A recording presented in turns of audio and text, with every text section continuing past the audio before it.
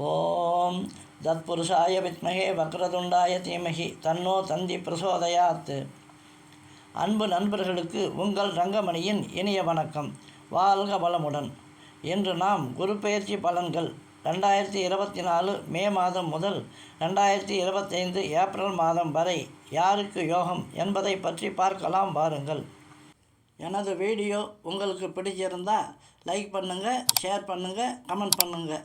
மறக்காமல் எனது சேனலை சப்ஸ்கிரைப் செய்து அருகிலுள்ள பெல் பட்டனை கிளிக் செய்து ஆல் என்பதையும் கிளிக் செய்யுங்கள். அப்போது தான் நான் போடும் வீடியோக்கள் உடனுக்குடனேயே உங்களுக்கு நோட்டிஃபிகேஷனில் வரும். இந்த வருடம் எதிர்வரும் மே மாதம் 1 தேதி அன்று குரு பகவான் மேசராசியிலிருந்து ரிஷபராசிக்கு பெயர்ச்சியாக இருக்கிறார். உங்களில் நிறைய பேர் எதிர்வரும் குரு பெயர்ச்சியாவது உங்களது வாழ்க்கையில் ஏதாவது ஒரு நன்மையை செய்துவிடாதா என்று ஏக்கத்துடனும் பரிதவிப்புடனும் இருக்கிறீர்கள்.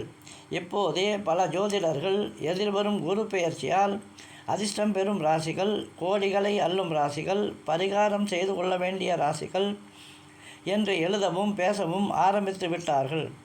உங்களின் அறியாமையை பயன்படுத்தி கோவில்களில் குரு பெயர்ச்சி யாகம் செய்து உங்களை பரிகாரம் செய்ய வைத்து உங்களிடமிருந்து பணத்தை பறிக்க ஒரு கூட்டம் தயாராகி வருகிறது. எனதருமை நண்பர்களே, நீங்கள் அவர்களிடம் மிகுந்த எச்சரிக்கையுடன் இருங்கள்.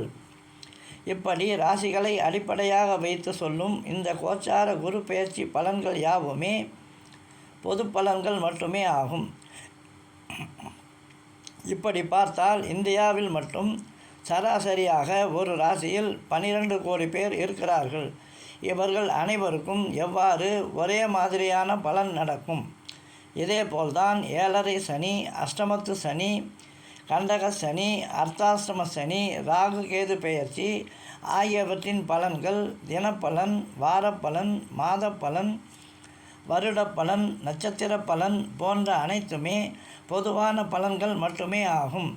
இந்த கோச்சார பலன்கள் எல்லாம் இப்போது பிறக்கும் குழந்தைகளுக்கு மட்டுமே செல்லுபடியாகும். அதுவும் கூட அந்த குழந்தை பிறந்த லக்னத்தை அடிப்படையாக கொண்டுதான் தற்போது நடக்கும் தசாபுத்திப்படிதான் பலன்கள் நடக்குமே அல்லாது ராசியை அடிப்படையாக கொண்டு அல்ல. இந்த கோச்சார பலன்கள் எல்லாம் சுத்த பொய்யாகும். எனதருமை நண்பர்களே, நீங்கள் எக்காலத்திலும் இந்த கோச்சார பலன்களை சிறிதும் நம்பாதீர்கள். மாறாக இந்த கோச்சார பெயர்ச்சியான இந்த குரு பெயர்ச்சி என்றோ பிறந்துவிட்ட உங்களது வாழ்க்கையில் எந்த ஒரு தாக்கத்தையும் ஏற்படுத்தாது. உங்களது வாழ்க்கையில் நடக்கும் சம்பவங்கள் அனைத்தையுமே உங்கள் ஜாதக லக்னத்தை அடிப்படையாக கொண்டு அப்போது நடக்கும் தசாபுத்தி நாதர்களே தீர்மானம் செய்து அவற்றை நடைமுறைப்படுத்தவும் செய்கிறார்கள். இதுதான் முற்றிலும் உண்மையாகும். மற்றபடி உங்கள் ஜாதகத்தில் உள்ள யோகமானாலும் சரி, தோஷமானாலும் சரி, அதற்கு உண்டான பலன்களை நீங்கள் அனுபவிக்க வேண்டும் என்றால் அந்த யோகத்தையோ அல்லது தோஷத்தையோ கொடுக்கும் அதிகாரத்தை பெற்றுள்ள அந்த குறிப்பிட்ட கிரகத்தின் தசாபுத்தி நடப்பிற்கு வர வேண்டும். அப்போதுதான் நீங்கள் அவற்றை அனுபவிக்க முடியும்.